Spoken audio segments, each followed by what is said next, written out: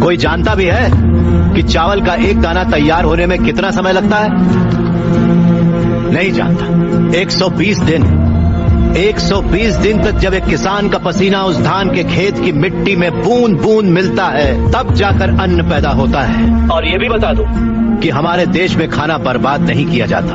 अगर वही देश किसानों को बर्बाद होता देखता रहे तो फिर हम किसके पास जाएंगे? खाना खिलाने वाले से कहा जाता है अन्नदाता सुखी भवतु। ये अन्नदाता है कौन? खाना पकाने वाला या परोसने वाला नहीं है, अन्न उगाने वाला है।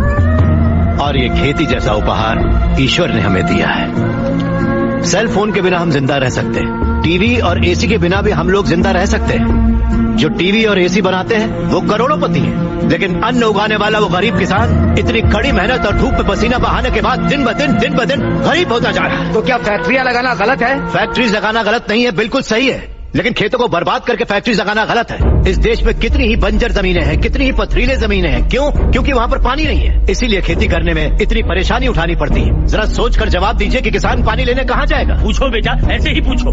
इस देश में पिछले 10 साल में 1,71,105 से ज्यादा किसान आत्महत्या कर चुके हैं। उसमें से 25,000 से ज्यादा किसान तो इसी इलाके में रहते थे।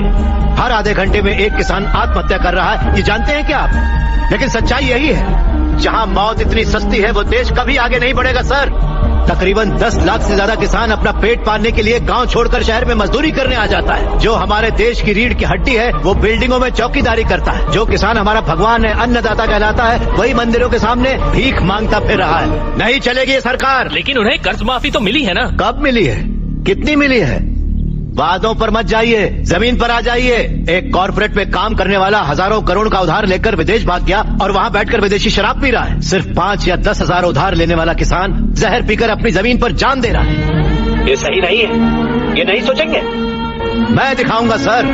इन कॉर्पोरेट्स की काली करतूतों की वजह से हमारी हरियाली जली जा रही है। खेत सींचने वाली नदियां फैक्ट्री से निकलने वाले गंदे पानी से जहरीली होती जा रही हैं। ये मल्टीनेशनल कंपनीज की मशीनें हमारी खेती वाली जमीन पर कब्जा करके उन्हें खत्म करती जा रही हैं, पर ये दिखाई नहीं देता। पर उन्हीं फैक्ट्रियों में हमें नौकरियां भी तो मिलती हैं शंकर। किन फैक्ट्रीज की बात कर रहे हैं आप? सारे हेल्दी फूड्स में मिलावट करके ये उसे बर्बाद करते जा रहे हैं। अंडे को शैम्पू में, गाजर को क्रीम में, सोया को साबुन में।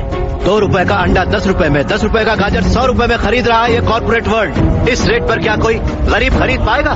फिर भी ये पैसा किसान या गरीब तक कभी नहीं पहुंच पाता, क्योंकि बिचौलिए ले जाते हैं। ये बिचौलिया धीरे धीरे और अमीर होता जाता है। अन्न पैदा करने वाला किसान गरीब से गरीब होता जाता है। पौष्टिक खाना न मिल पाने की वजह से गरीब बच्चे, गरीब बूढ़े बीमारी से मर रहे हैं सर। नौकरी कैसी भी हो हमारी बेहतरी के लिए होनी चाहिए, लेकिन हम उन फैक्ट्रियों के गुलाम बनकर अपनी जिंदगियां खराब कर रहे हैं। याद रखिए, खेती भी एक उद्योग है और किसान उद्योगी है, उसे पहचानिए।